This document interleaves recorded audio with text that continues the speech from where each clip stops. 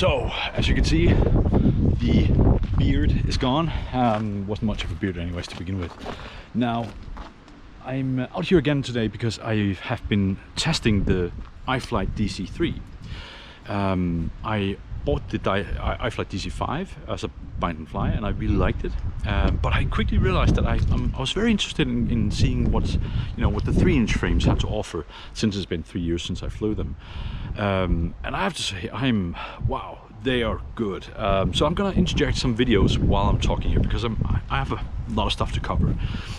First of all, I was planning initially to do a build video of the DC3. Not going to do that anyways, because there are too many of them. I didn't buy the bind and fly kit though. I bought the do-it-yourself and shut up kit. And I used the Success D7 Mini flight controller and the BL Healy 32 4-in-1 ESCs. Everything just worked. It's so easy these days. I mean, just plug in some cables, everything's working perfectly.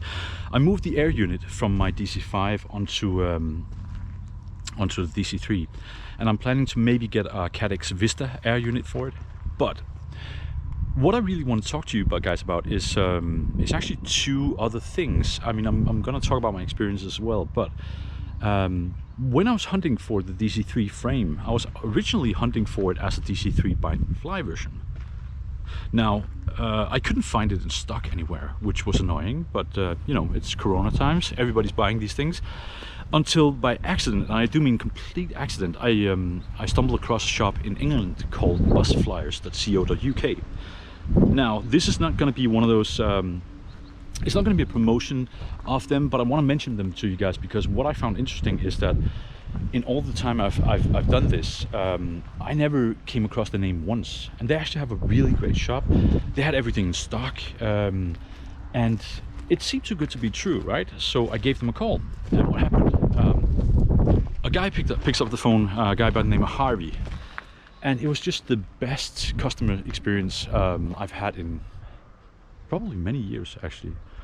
So he guided me through everything, and we ended up going away from the bind and fly version and instead going to a do-it-yourself version of the DC3, because as he points out, some of the components like the flight controller and the ESCs from DC5 won't fit.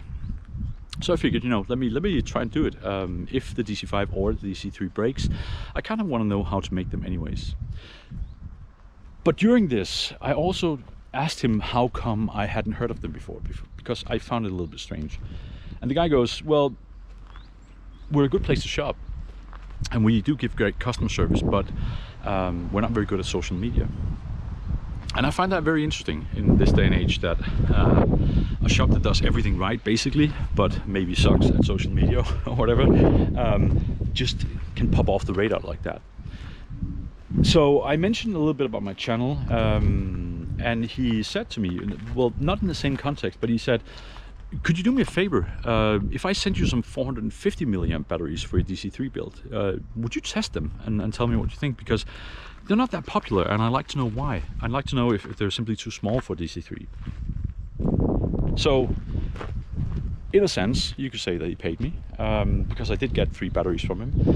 But at the same time, I find it a very interesting question, because everybody, including myself, orders the 650 milliamps for us, or the 850 milliamps for us. And the difference is that the 850, of course, probably is the better choice, but then you're not a micro drone anymore, because then you go past the 250 gram weight.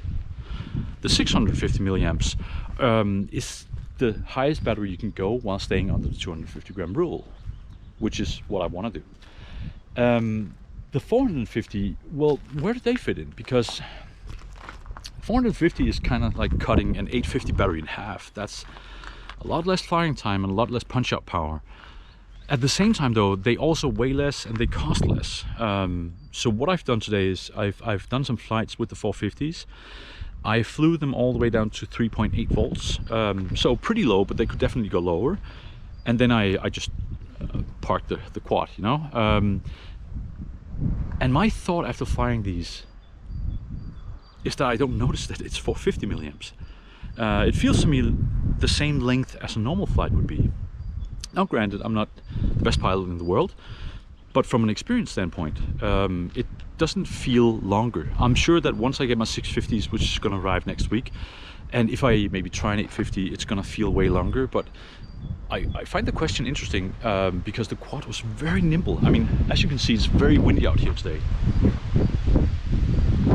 That's why I'm hiding behind this building. So with the 450 batteries, I would have thought before that it might be so light that, you know, you can't fly, you can't do anything. But the truth of the matter is that it felt so nimble, it felt so agile. It really did feel like it could, it felt like a mosquito. In the hands of a really good pilot, this would have been awesome. As for the other thing is the price, that's also a factor, because you can buy a 3-inch frame these days with the, let's say, the CADX Vista system and so on and so forth, for reasonable amount of money. But batteries are always going to be, you know, something you need. And if you're going from a 5-inch or something else down to a 3-inch, you might not have those batteries. And while batteries are not the most expensive item, well, buying 4 or 6 like Tattoo 650 milliamp batteries, that is going to set you back quite a lot of money.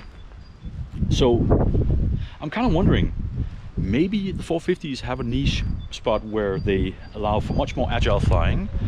They allow for much less initial cost.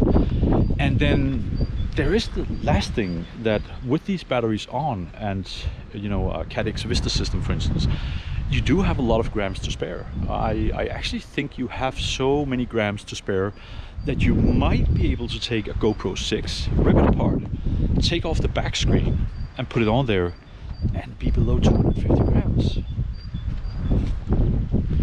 I really want to do it, you know. Am I gonna do it? I don't know. I have a GoPro 8 right now. I'm really happy about it. Don't want to slice it up. But it makes you think, right? Because we're getting close to the sub 250 gram GoPro enabled HD flying quad that flies like this. I mean, come on. So yeah, it's not all bad. So my recommendation on the 450 milliamp batteries is very simple. It's up to you. Leave a comment if you like about them, because I'm interested to hear what your opinions are. I think I'm gonna go with the 650s once I get them, then I won't be using the 450s as much, but I'll keep them as backup. But had I started from new, I might have chosen to save the money, and I regretted that choice. They're excellent batteries. And as for busflyer.co.uk, just my warmest recommendations. I didn't know about them. If you guys don't know about them, maybe go check them out. They do have a lot in stock, and their customer service is like above and beyond what I was hoping for. And I find that in our hobby, that's always a major plus. So support everybody you can, right? Anyways, so I think that's the last for now. I'm gonna head back home and enjoy the weekend with my family. I hope you guys get out flying. It's fantastic weather, and I hope you have a great weekend. Until next time, bye.